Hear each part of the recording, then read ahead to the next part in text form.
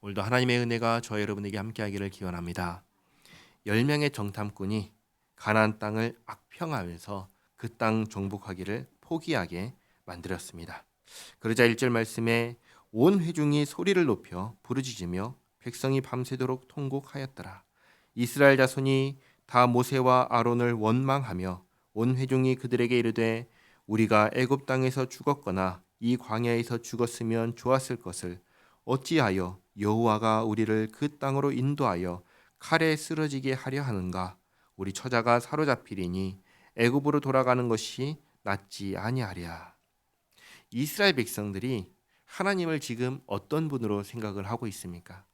우리를 그 땅으로 인도하여 칼에 쓰러지게 하려는 분이라고 생각합니다. 다르게 말하면 우리를 속이는 하나님, 우리를 죽이려 하는 하나님이라고 생각하고 있습니다. 이스라엘 백성들은 지금 자기를 구원하신 하나님을 완전히 잊었습니다. 어떻게 이럴 수 있는지 모르겠습니다. 애굽에서 고통 중에 있던 시간들이 지금에 와서는 그때가 나았다, 그때가 행복했다라고 말을 하고 있는 것입니다. 애굽에서 제발 구원해 달라고 했던 그들이 지금은 애굽으로 돌아가는 것이 낫다라고 합니다. 시내산에서 하나님께서 내 말을 듣고 내 언약을 지키면 너희는 내 백성이 되고 나는 너희의 하나님이 되겠다라고 말씀하시며 어떻게 하겠느냐라고 질문하셨을 때 이구동성으로 우리가 하나님의 말씀을 듣고 하나님과의 언약을 지키며 하나님의 백성이 되겠습니다라고 고백했던 언약을 맺었던 사람이 이스라엘 백성들인데 지금 그 입으로 뭐라고 하냐면 애굽으로 돌아가자, 하나님을 떠나자라고 말을 하고 있는 것입니다. 4절에 이에 서로 말하되 우리가 한 지휘관을 세우고 애굽으로 돌아가자 하매 모세와 아론이 이스라엘 자손의 온 회중 앞에서 엎드린지라. 60만 명의 무리가 이구동성으로 뭐라고 하죠?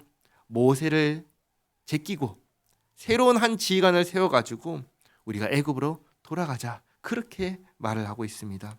모세와 아론이 그 앞에 엎드립니다. 그들이 무서워서 엎드렸을까요? 그렇지 않지요.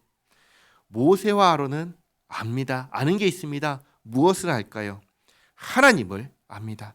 그리고 하나님 앞에서 이러한 이스라엘의 모습들이 어떤 결과를 불러올지 압니다. 하나님은 죽으셨나요? 살으셨나요? 우리가 믿는 하나님은 살아계신 하나님이십니다. 하나님 앞에서 하나님께 이렇게 행할 때 하나님께서 어떠한 진노로 이들에게 다가오실지 알기 때문에 지금 모세와 아론이 엎드린 것입니다. 6절에 그 땅을 정탐한 자 중 눈의 아들 여호수아와 여분네 아들 갈렙이 자기들의 옷을 찢고 이스라엘의 자손 온 회중에게 말하 이르되 우리가 두루다니며 정탐한 땅은 심히 아름다운 땅이라 여호와께서 우리를 기뻐하시면 우리를 그 땅으로 인도하여 들이시고 그 땅을 우리에게 주시리라. 이는 과연 젖과 꿀이 흐르는 땅이니라. 다만 여호와를 거역하지는 말라. 또 그 땅 백성을 두려워하지 말라. 그들은 우리의 먹이라. 그들의 보호자는 그들에게서 떠났고 여호와는 우리와 함께 하시느니라. 그들을 두려워하지 말라 하나. 여호수아와 갈렙만이 이 60만 명의 대중들 앞에서 이렇게 말합니다. 하나님께서 우리를 기뻐하시면 우리가 그 땅을 차지할 수 있다. 이 말을 듣고 온 회중이 어떻게 하려 합니까? 10절에 온 회중이 그들을 돌로 치려고 하는데 그때 여호와의 영광이 회막에서 이스라엘 모든 자손에게 나타나시니라. 이스라엘 자손이 하나님을 잊었습니다. 하나님이 누구신지를 잊었습니다. 나를 구원하신 하나님, 나를 인도하신 하나님을 잊었습니다. 하나님께서 매일 만나를 먹여주셨습니다. 메추라기도 주시고 물도 주셨습니다. 그러나 그렇게 베푸시는 하나님의 은혜를 이스라엘 백성들은 잊었습니다. 매일같이 경험하는 하나님의 은혜를 이스라엘은 잊었습니다.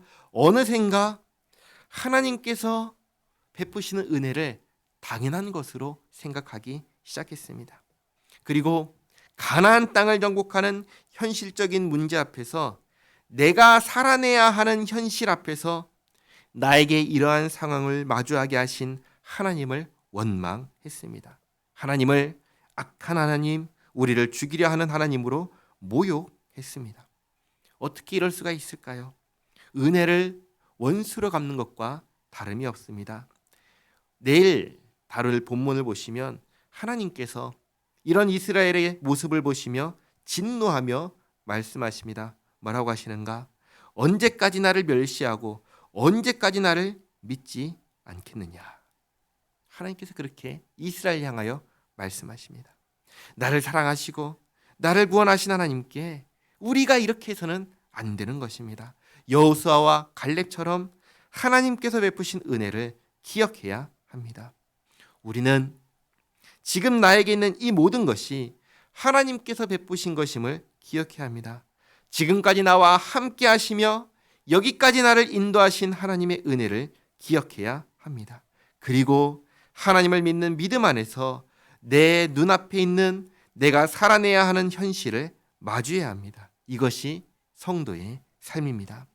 하나님께서 베푸신 은혜와 사랑을 기억하며 하나님께서 나를 심으신 이곳에서 나의 현실을 믿음으로 살아내는 우리 모두가 되기를 바랍니다. 기도하겠습니다. 하나님, 내게 있는 모든 것이 하나님의 은혜입니다. 가정, 직장, 그리고 함께 교회를 이루는 성도가 함께 하는 것이 다 하나님의 은혜입니다. 하나님 감사합니다. 이 은혜를 잊지 않겠습니다. 이미 베푸신 은혜를 기억하며 나에게 주어진 현실을 하나님의 백성으로 하나님의 자녀답게 살아가겠습니다.